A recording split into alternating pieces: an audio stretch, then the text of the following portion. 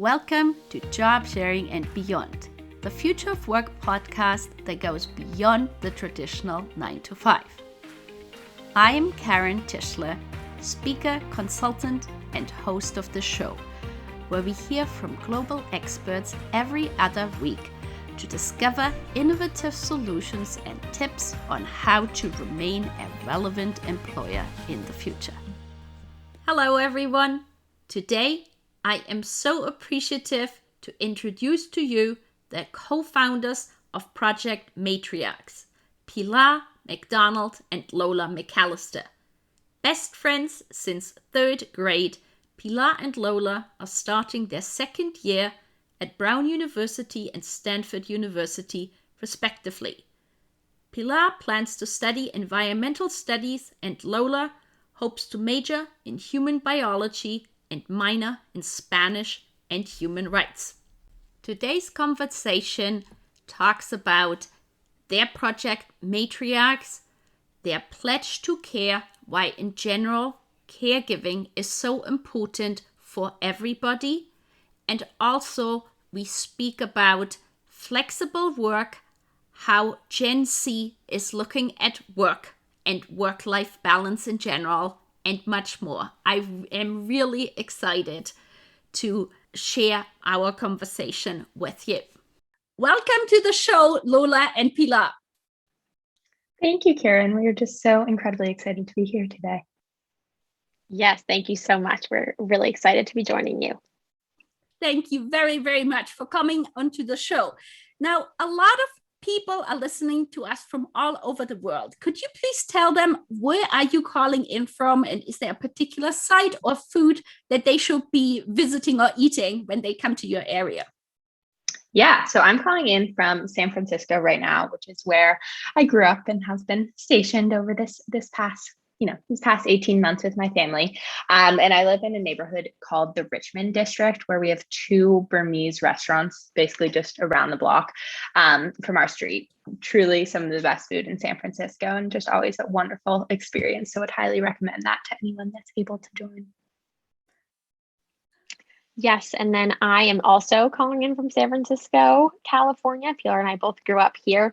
I live across the city from Pilar, but my food recommendation would be a bakery called Arizmendi. They actually have 2 locations now. It's like cooperatively owned, and I've been going since I was a little kid. My family gets pizza from them every Friday, or we did when we were younger for a family pizza movie night. But I would specifically recommend their oat scone.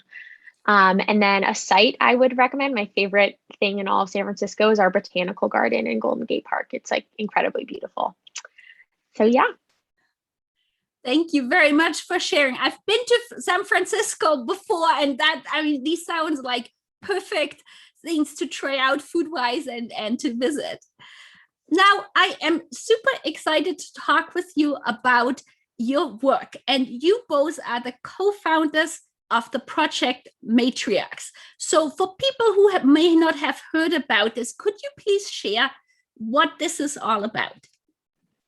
Yeah, definitely. So Lola and I went to K through 8 together and really have been best friends ever since third grade.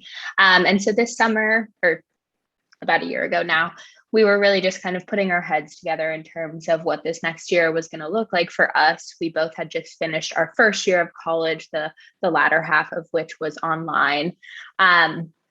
And just kind of, really thinking through the way in which our identities as white, female, cisgendered, kind of people with economic and educational privilege were really going to do when there was just so much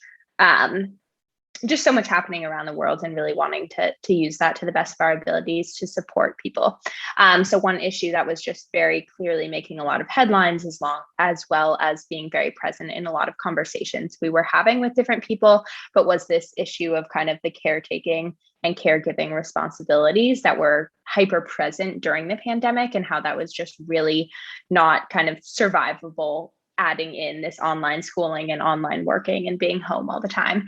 And so that really just led us to have a lot of conversations with working mothers in particular, many of whom were taking on a disproportionate burden of this caretaking work. Kind of talk to them, see how we could me and Lola specifically, but also our relationship with our greater generation college students and just kind of the flexibility that our identities and schedules presented. So we initially were set out to kind of basically alleviate an hour or so of parents' time a week in a very basic level. This kind of expanded up into around 20 hours for some parents each week.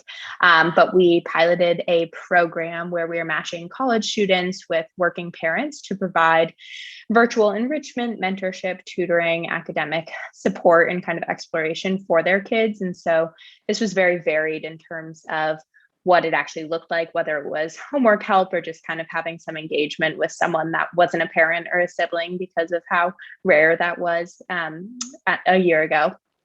And so, yeah, to date, we've matched around 300 families and have had over 600 college students fill out our form and interview with us. And so that has just been one of the most exciting parts about it, but to really see this like college student engagement. And we do offer our college students $15 an hour for these tutoring services. And so, of course, there's a financial and like a flexibility of the job component to it. But we also just had numerous conversations with college students who were genuinely kind of coming at this application from the perspective that they had their own caregiving experiences, whether it be them caregiving for someone or someone else caregiving for them, and just the way in which our society really revolves around and relies upon caregiving. And so really just how kind of intention that ideal, and then the fact that caregivers across the country and across the world were just not able to be supported during the pandemic, and how that was really just kind of tearing any care infrastructure or systems that did exist at all.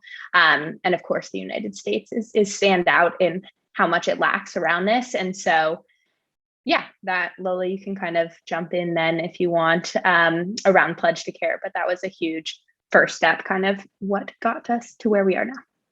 Thank you so much for sharing. And yes, please, Lola, could you talk about the Pledge to Care? Yes, absolutely. So as Pilar said, we kind of started and scaled that direct service aspect of Project Matriarchs. And since then, we have been it's been incredibly gratifying to see that the impact that like an additional hour of free time in a day can have for a caregiver. And so the outcomes from that have been really beyond what we could have even anticipated in the beginning.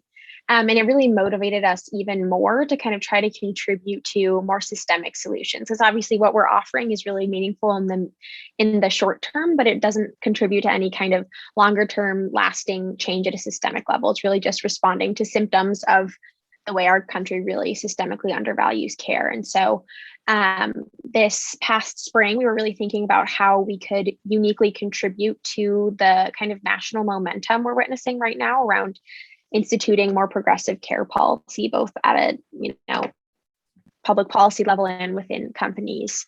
And we feel like, just like our service, like the unique thing we have to offer is kind of our connection to our generation. And the kind of fight for progressive care policy has been very long. There are generations before us who have engaged in this work, but it's never really been truly intergenerational. And so the kind of vision for the advocacy branch that we founded this past summer is to add our generation's organizing power and energy to the fight for care in the United States. And so the way we decided to start approaching that is with something we've called Pledge to Care.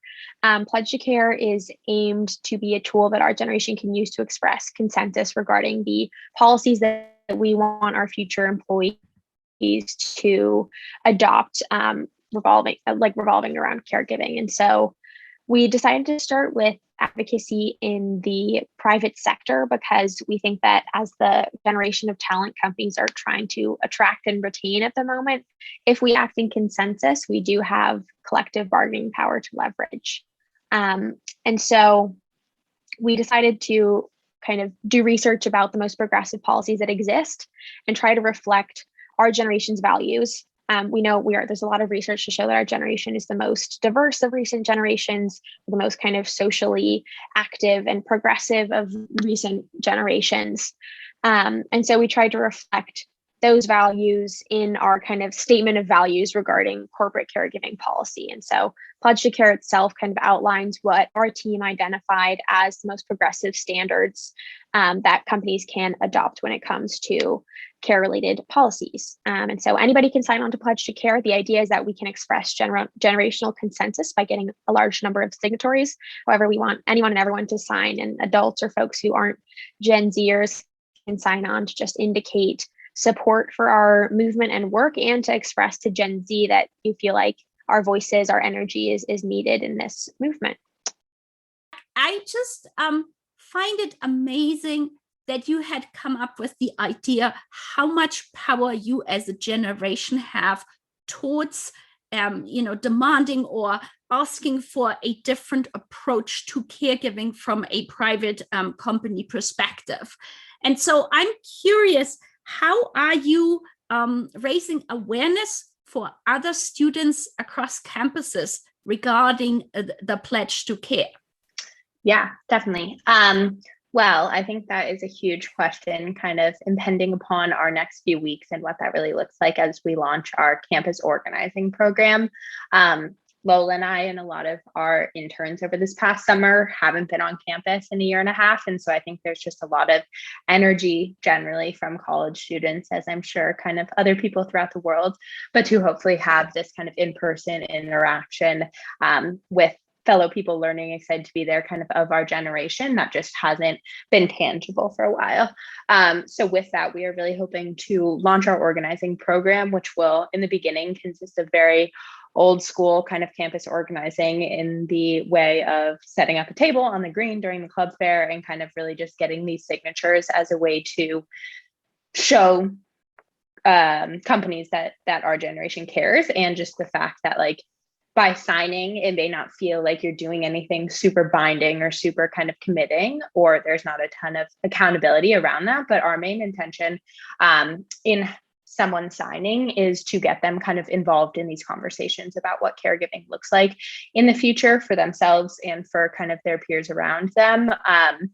And so I go to Brown University and Lola goes to Stanford University. And I think one thing we've thought about a lot is how our privilege within those campuses and kind of the surrounding community is really a very small subset of our generation, let alone kind of people who will go on to be caregivers. And so, yeah, campus organizing is going to be a huge first step for us to just garner that momentum and get the signatures that we've kind of set our numerical goals around, and really being able to go to companies and show that this portion of our generation cares and this many people care about caregiving and want a future that really reflects that.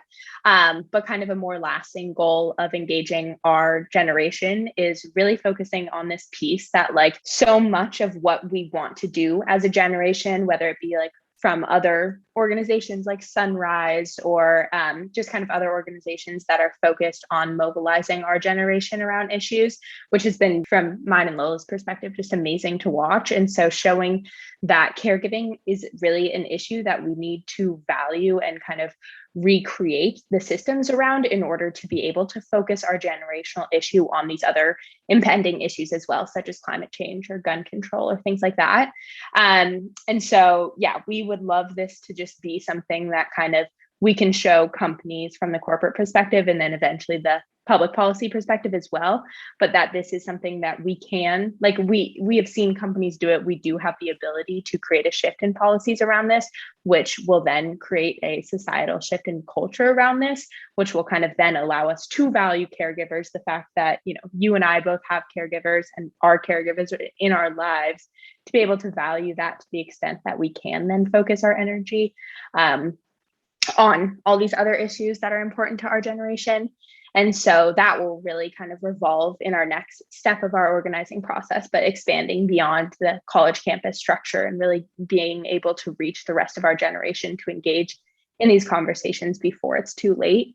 And so, you know, we do have a time clock on it in a certain extent, just in that we will soon be entering the phase in which a lot of our peers are caregivers, parents specifically, and then of course, like caring for elderly parents and relatives and whatnot.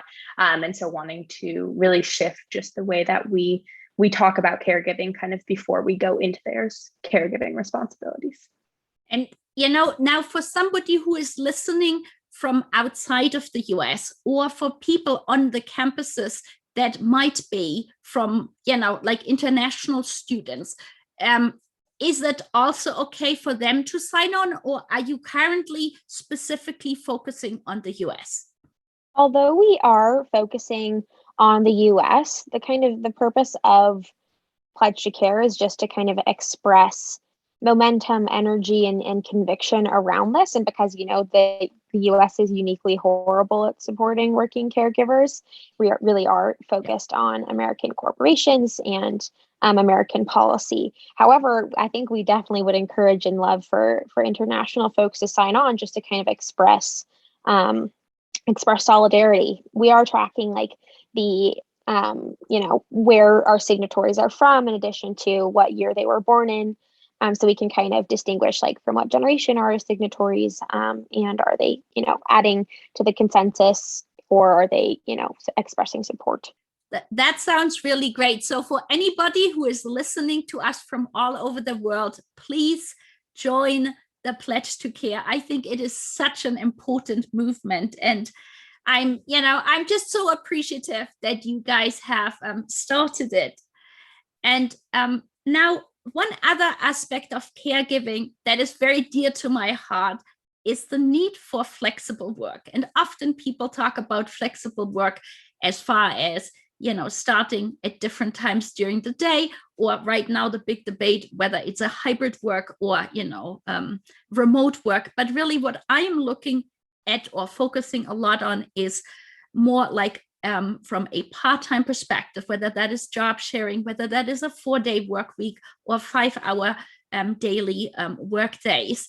And so like recently I did that analysis on LinkedIn. And so the big tech companies, while some of them have remote careers available, if you filter out remote and then look for part-time, there was literally out of 95,000 available job positions, not a single one that was both a remote work that could be done on a part-time basis. And so for anybody, as you have said, who is in a caregiving position and might, because of the current pandemic situation, end up doing homeschooling again, one of the reasons they are leaving and opting out is because it is often physically impossible to do all of it at once. And so I'm just trying to figure out, have you in all of your conversations had some ideas or thoughts of people talking about flexible work and how that can be also raised in conjunction with caregiving? Yeah, definitely. So we had a research and pledge drafting team this summer in our internship program of 5 different people. And a huge part of what they were doing was just researching all of the different kind of solutions and criticisms and things that were working in terms of corporate policy and things that weren't. And so, as you mentioned, kind of flexible care and really giving that opportunity to parents to be able to integrate caregiving into their jobs, and then also be able to integrate jobs into caregiving. And I think that the fact that we have a lot of research over the past few years showing that caregiving really can be an asset to one's employee performance and connecting to that. And so being able to pull on the aspect that there's different policies to be able to pull in there. And so I think that Lola and I view our perspective on this is not necessarily prescribing a specific solution to these companies, but really showing that this is something we value. In terms of conversations we've had with other people, I think that actually a lot of the conversations we've had with the working parents we've worked with through our tutoring service, as well as, just kind of in a more bouncing ideas and thought conversations, have really probably been what's most impactful in this way, in that we have a lot of female identifying working moms who have been working with us over the past year, and they either weren't able to continue working their job because of their caretaking responsibilities, or were not able, or were let go of, or kind of all the different ways in which women particularly have been forced out of the workforce this past year. And so I think that that's a huge thing, and that we've had a lot of people reaching out to us of like, do you have any, my kids are able to go back in school in this back to school in person in a few weeks, and how exciting that is on so many different levels. But at the same time, now I don't have anyone to care for them if I'm going to go looking for a job, or if I'm going to be able to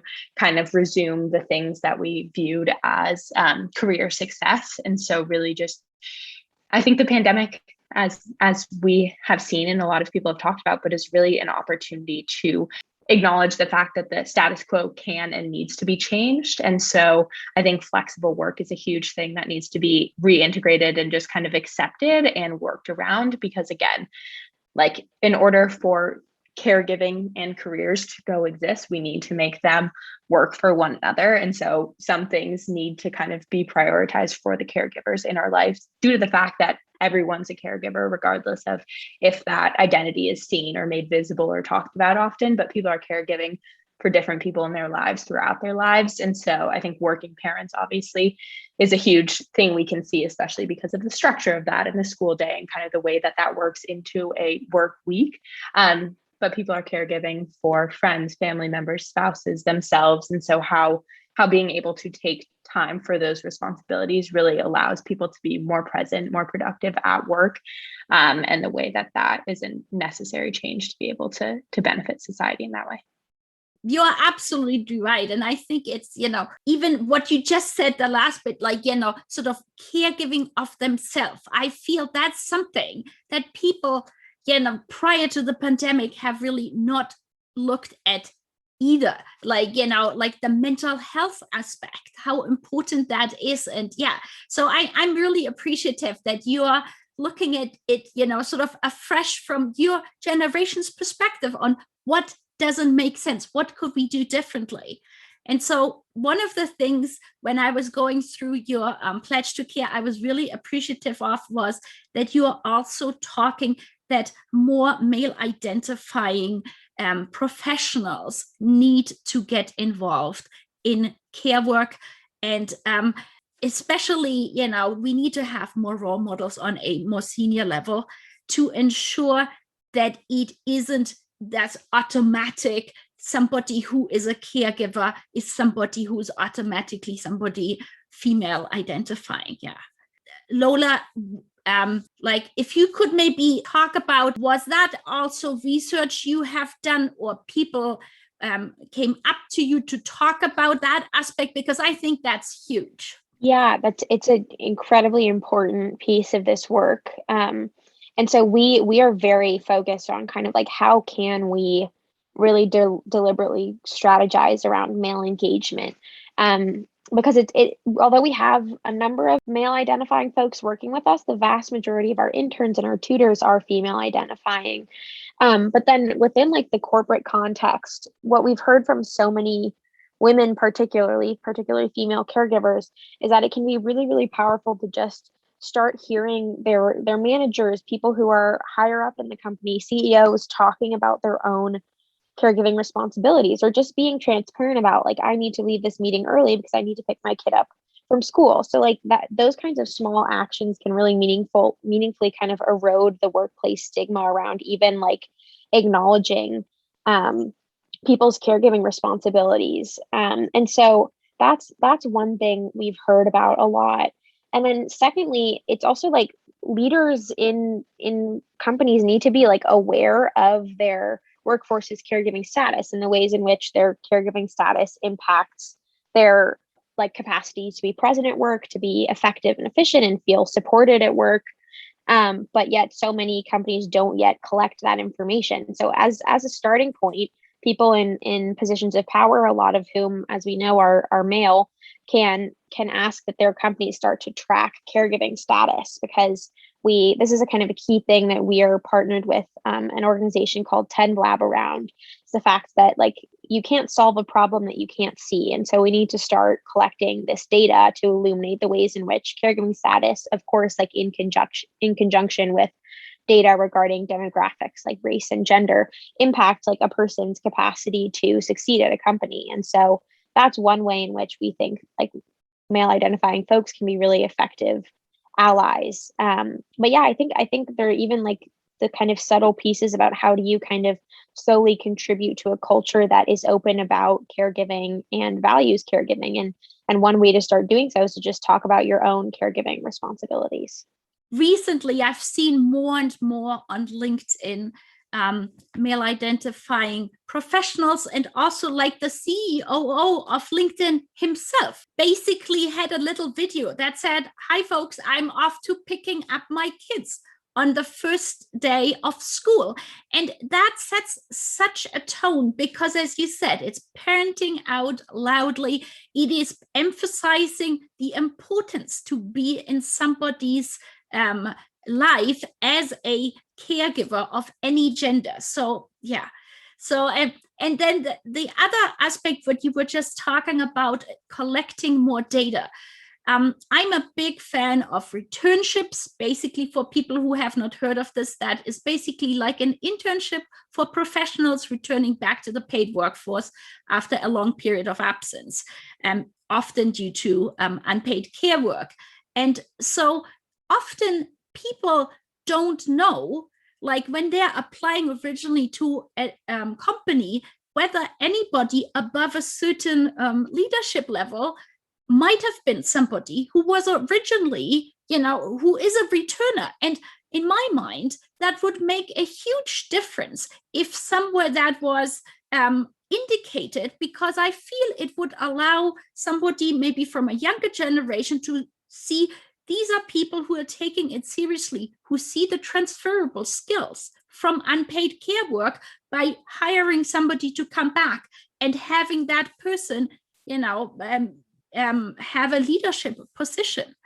So I'm a big fan of having a lot of data, and there's so many data that just don't exist yet. So yeah, and I think just like in a very baseline way, Amy Henderson is one of our advisors and has been very kind of helpful in conversing over these conversations around pledge to care. And I think what TendLab is really fighting for is just the fact that in order to create these policies around caregiving, we need to first be able to see kind of the way in which caregiving is impacting our employees from the company standpoint. And the fact that, we can have these anecdotal experiences that are really compelling for companies, but the kind of fear that companies may have in being reluctant to take on that investigation, I guess, or just kind of starting to track that data just because of the ways in which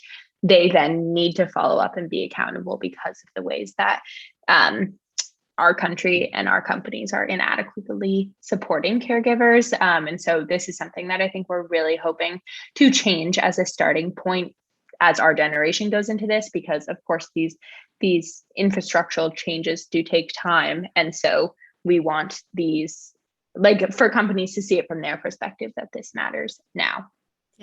Yeah, absolutely. So now, as I've done the research about all your work, I came across the company Gender Fair. Could you tell our listeners what that company is all about? Yeah, absolutely. So Gender Fair is a really amazing company that essentially, everyone should definitely just take a look at their website for an in-depth kind of understanding of what they do. But from our understanding, they're trying to empower consumers to understand, like, to support brands that align with their values when it comes to caregiving. So they essentially kind of assess companies' progressiveness when it comes to caregiving and gender equity policies. So they kind of have several metrics that they look for within each company that they're assessing to determine whether it's gender fair or not. And so they have an app that helps consumers understand, like, what brands meet those standards and what don't, so that we can be empowered to support brands to kind of, make change with our consumption decisions. Yeah. Thank you very much for sharing. Now, people who are listening, now, what would you say? So like an HR leader or a business leader, if they want to, sign up to your pledge, but then go even beyond that already, what would you recommend could be like, initial changes? Yes. So a huge kind of next step that we are working on beyond signing the pledge is we really ask that, especially Gen Z identifying folks, but also people from all generations, promote this in their networks, of course, sharing on social media and being adamant about that, but also really promoting it in a way of what we are reflecting on to employers. So a huge thing for our generation, especially those people a few years older from us, is going into the job search process and kind of getting involved in what first step in one's career may look like and just the impact that a resume has on that. And so, of course, sending resumes all over the place. And really, we are asking people to add that they signed the pledge to care onto that. And so we want to kind of create that visibility both on people's resumes and then if they have a LinkedIn account as well. So that is one ask that we ask of people who sign. And then beyond that, we also are trying to create further awareness and kind of further show how important this is to people across our generation by asking that people bring this up in their interviews or kind of in the job search and job getting process. And so whether that is just asking a question of kind of what do you do to support your caregiving employees, or say I was a working parent, kind of what would my policies look like? And so, of course, I think something Lola and I have really thought about a lot is how our identities may make those conversations feel more comfortable or plausible. But people kind of in more marginalized bodies or identities may not have the same safety within those conversations. And so that is something that we're really asking of people who feel that kind of the privilege in their other aspects of identity would allow that to be a safe conversation, to kind of beat at the fact that the motherhood penalty in the hiring process cannot really continue alongside that, and how caregiving already kind of being seen as a detriment to one's possible performance doesn't continue to be looked at as such.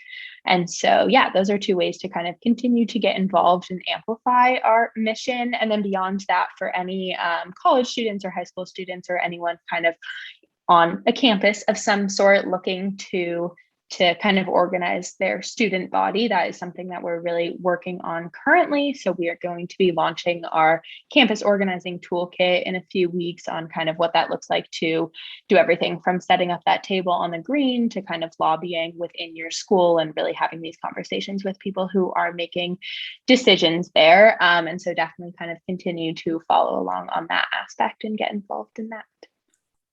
That sounds awesome. So I will be sure to put in the show notes all the information on your website, the links, so that people who would like to know more and get more involved can do so. We've talked about many different aspects. I just want to make sure, is there anything that we did not touch today upon that you would like to share with our listeners? Yeah, thank you for asking that. I think one thing that comes to mind is that, like, as Pilar was alluding to earlier, like really the first and foremost thing we need to do is gain momentum and energy behind Pledge to Care, because then we can show that to companies to say, this is like, look, here's proof that our generation and generations that have come before us really care about this and want you to respond to this growing energy. And so we need to build that energy first and foremost. But the kind of like next major phase from that is approaching companies with that consensus to ask that they progress in those ways. And so we are kind of trying to think through those next steps in terms of like, what does it look like to do so in an effective way? But we are kind of just growing the network of companies who are interested in engaging on this and might want to, in the long run, eventually express some commitment to Pledge to Care. And so, yeah, just to put that out there, that's also an opportunity, as in the long run, we will be really hoping to engage with companies directly. Thank you so much. That sounds great. Once you have like a large organization, maybe a tech company in particular, that it tries to attract a lot of the Gen Z professionals, that would be such a, trailblazing movement. Yes. Absolutely. Yeah.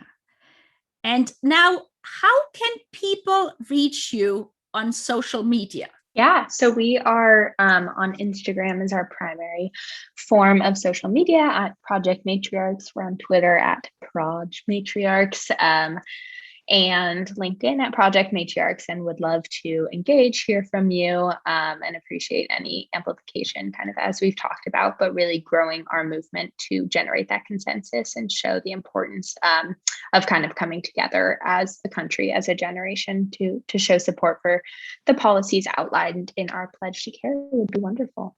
Thank you so much. And I so appreciate, Lola and Pilar, that you were on the show today and that you shared with our listeners all over the world what you are doing to become to make the country and organizations more caregiving focused, to really learn and understand what an important part it is for not just, for every generation. So thank you very much for all the effort you have put into that. Well, thank you. It was such a joy. Oh, sorry, Lola. Thank you so much. No worries. Yes, with a classic Zoom kerfuffle. Well, thank you, Karen. It was so lovely to be with you today, and so appreciate all of your work in this area as well. Thank you. Thank you very much. Thank you so much for listening to the show. We hope you gained valuable insights and new ideas. To keep listening to future episodes, please head over to iTunes or your favorite player and subscribe and give it a rating. We would very much appreciate a review and for you to share it on social media, so more people can start innovating in how they offer employment. Until the next time, goodbye.